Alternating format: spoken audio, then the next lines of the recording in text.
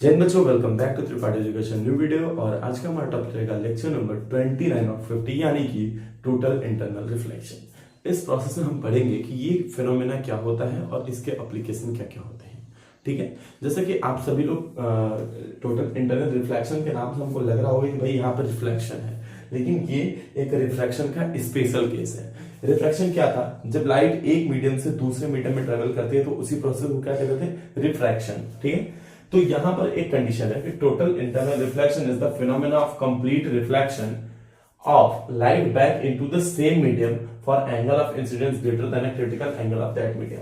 मतलब एक ऐसा रिफ्लेक्शन है, जब रिफ्लेक्शन कब होता था? जब एक सरफेस पॉलिश्ड हो और एक स्मूथ हो। यहां पर कोई भी सरफेस पॉलिश नहीं होगा फिर भी रिफ्लेक्शन होगा, और उसके लिए केवल दो कंडीशन की जरूरत है।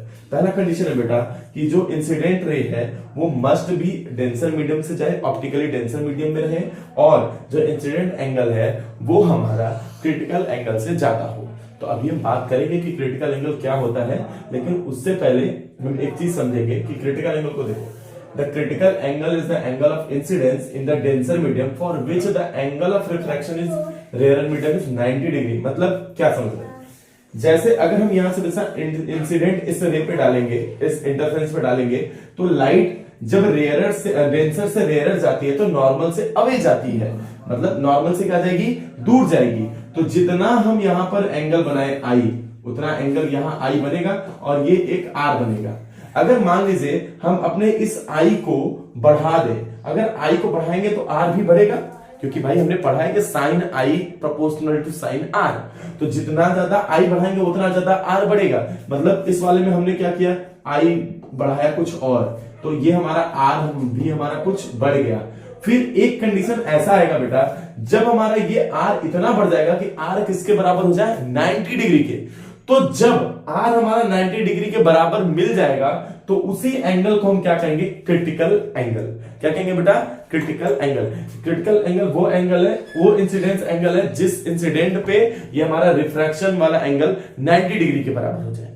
अब क्या करें कि हमने इंसिडेंट एंगल को क्रिटिकल एंगल से भी बड़ा कर दिया, मतलब आई को आईसी से भी क्या कर दिया? बड़ा। तब हमको क्या देखने को मिलेगा यहां पर कि लाइट जो है वो 90 डिग्री से और ज्यादा हो जाएगी रिफ्लेक्शन, और वो इस बार अब उसी मीडियम में वापस आ जाएगी। तो इसी प्रोसेस को क्या कहते हैं बेटा? हम टोटल इंटरनल रिफ्लेक्शन। मतलब जब लाइट डेंसर से रेयरर में पास हो रही हो तब उसका इंसिडेंट एंगल अगर क्रिटिकल एंगल से ज्यादा हो जाता है तो उस टाइम वो एंगल वो रेस रिफ्लेक्शन न शो करके रिफ्लेक्शन शो करती है। इसी प्रोसेस को हम कहते हैं टोटल इंटरनल रिफ्लेक्शन। ठीक है, और इसके लिए केवल दो कंडीशन है। पहला कि लाइट हमेशा डेंसर से रेयर जाए, और दूसरा इंसिडेंट एंगल हमेशा क्रिटिकल एंगल से क्या हो? ज्यादा हो। ठीक है, तो यहां पर कुछ रिलेशन है। और यहाँ पे application of total internal reflection की बात करें बेटा, तो सबसे पहला mirage formation, looming, total reflecting prism, optical fibre and sparkling of diamond. जिसमें से कि आपको एग्जाम में बहुत पूछेगा तो ऑप्टिकल फाइबर का फिगर पूछ सकता है। ये सब का वर्क सब इसी बेसिस पे करते हैं। ठीक है, अगर हम बात करें यहाँ पे मिराज फॉर्मेशन, तो जैसा कि हम सभी जानते हैं, कभी कभी हम सड़क पे चलते हैं गर्मी के दिनों में, तो हमें सड़क के बीचों बीच लगता है ऐसा कि वहां पे कुछ पानी गिरा हुआ है, लेकिन जैसे जैसे हम आगे जाते हैं वहां पे ऐसा होता नहीं है।